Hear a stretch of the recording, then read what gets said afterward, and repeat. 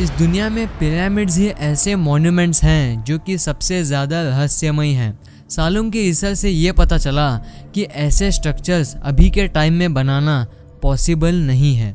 इसके पीछे बहुत सारे थ्योरीज भी हैं और काफ़ी लोगों का ये मानना है कि ये एंशंट एलियंस द्वारा बनाया गया है। मैं ऐसा इसलिए कह रहा हूँ क्योंकि ये सोच पाना भी मुश्किल है कि ये अभी के समय में ही इतने बड़े मशीन्स और क्रेन्स के बावजूद भी ये इतने वजन पत्थर नहीं उठा सकते।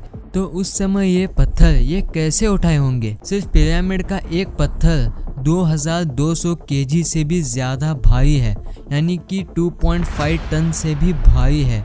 इसलिए लोगों का ये मानना है कि उनके पास उस समय ऐसे मशीनरीज आ गए थे जो उनका काम और भी आसान बना दिया। इन सभी पिरामिड्स में से खुफू पिरामिड ही एक ऐसा पिरामिड है जो कि इंसानों द्वारा बनाया गया सबसे लंबा पिरामिड है, जो कि 3800 साल से भी ज़्यादा वक्त तक ये खड़ा हुआ है। सिर्फ इतना ही नहीं, ये एक पिरामिड 2.3 मिलियन पत्थरों से बना हुआ है और ये इतना एग्जैक्ट बना हुआ है कि ये इंसान के बाल भी इसके अंदर नहीं जा सकते।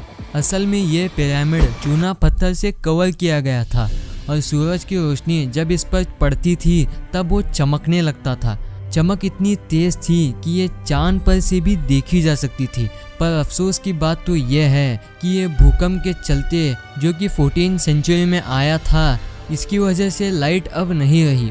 और एक बात है जो कि इस पिरामिड को यूनिक बनाती है, वो है इसके पैसेजेस जो कि ऊपर और नीचे दोनों तरफ जाते हैं, ना कि दूसरे पिरामिड की तरह। सिर्फ इतना ही नहीं, ये पिरामिड हमारे धरती के मास के सेंटर में है और यही बात इसे बहुत अजीब बनाती है और ये बताती है कि उस समय के लोग कितने स्किल्ड थे और उनके पास इतनी टेक्निक्स थी। लेकिन आज भी साइंटिस्ट इस बात से इनकार करते हैं कि उस समय इतनी मशीनरीज और टेक्नोलॉजीज नहीं थे कि ये इतने बड़े पिरामिड्स को खड़ा कर दें। काफ़ी साइंटिस्ट और लोगों का ये मानना है कि ये पिरामिड्स एलियंस की मदद से बनाए गए हैं, क्योंकि सिर्फ पिरामिड ही नहीं, स्टोनहेंज और ईस्टर आइलैंड्स भी ऐसे मिस्टीरियस स्ट्रक्चर्स हैं जिनकी मिस्ट्री अभी तक अनसॉल्व्ड है। और उस समय ऐसे जीनियस स्ट्रक्चर देखने से वो इम्पॉसिबल लगते हैं।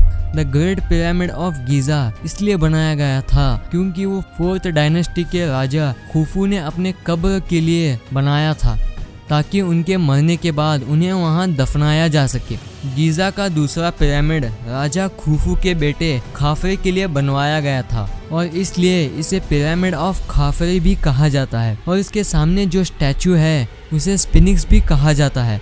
स्फिंक्स को ऐसा खड़ा किया गया है मानो कि ये पिरामिड की पहरेदारी कर रहा हो, और ये पिरामिड ऐसा बनाया गया है कि बाहर के टेम्परेचर जितना भी हो, जितना भी गर्म हो, पिरामिड के अंदर का टेम्परेचर 20 डिग्री सेल्सियस का ही रहता है। पर ये पिरामिड बाहर से जितना अच्छे लगते हैं, अंदर से उतने ही रहस्यमय है।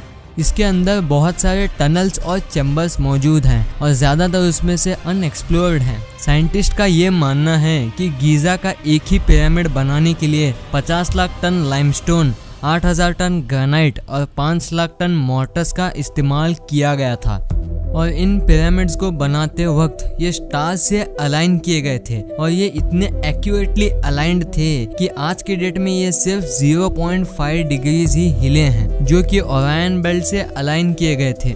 अगर आप पिरामिड के लोकेशन का कोऑर्डिनेट लेके उसे मीटर्स में कन्वर्ट किया जाए और लाइट का जो स्पीड होती है उसे मीटर्स में कन्वर्ट किया जाए तो वो एग्जैक्ट सेम नंबर आएगा जितना पिरामिड का मेजरमेंट है। शायद एंशिएंट सिविलाइजेशन के लोग ऐसे सुराग छोड़े हैं कि मानो वो चाहते हैं कि हमें ये पता चले कि हमें वो कुछ कहना चाह रहे हैं। कुछ थियरिस्ट ये कहते हैं कि वो एंशिएंट सिविलाइजेशन के लोग स्टार्स को देखकर ही वो नॉर्थ और साउथ पोल का जायजा ले सकते थे। और 2013 में आर्कियोलॉजिस्ट को इजिप्शियन डेजर्ट की वादी अल जफ में 4500 साल पुराना पेपरस मिला, जो कि हेराटिक में लिखा हुआ है। पेपरस इजिप्ट में पाया जाने वाला पौधा है। पहले इसे कागज जैसा मटेरियल बनता था और लिखने के लिए भी इसका ही इस्तेमाल किया जाता था।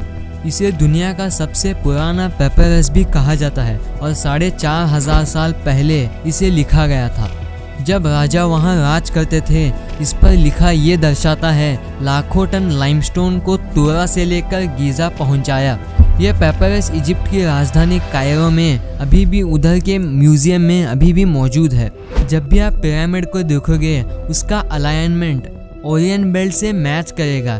ये कैसे मैच हुआ और ये कैसे हुआ, ये अभी भी बहुत बड़ी मिस्ट्री है। उस समय इतनी टेक्नोलॉजीज भी नहीं थे जहां ऐसे अलाइनमेंट का आसानी से पता किया जा सके। और पिरामिड्स में आपको क्या लगता है वहाँ ममीज रखे होंगे, है ना? लेकिन आप गलत हो। अगर आप जाके देखेंगे तो वहाँ एक भी ममी नहीं रखी होगी। ऐसे बहुत सारे प्रूफ्स हैं जिससे ये पता चलता है कि कहीं ना कहीं एंशिएंट एलियंस और पिरामिड्स में कुछ ना कुछ संबंध मौजूद हैं। तो ये वीडियो आपको कैसी लगी? वीडियो अच्छी लगी तो इस वीडियो को लाइक कर देना, और ऐसे ही मिस्टीरियस वीडियो का पार्ट 2 चाहिए तो कमेंट्स में बताओ। और अगर अभी तक चैनल को सब्सक्राइब नहीं किए हैं तो चैनल को सब्सक्राइब कर लेना और इस बेल आइकन को भी ऑन कर लेना। Thanks for watching.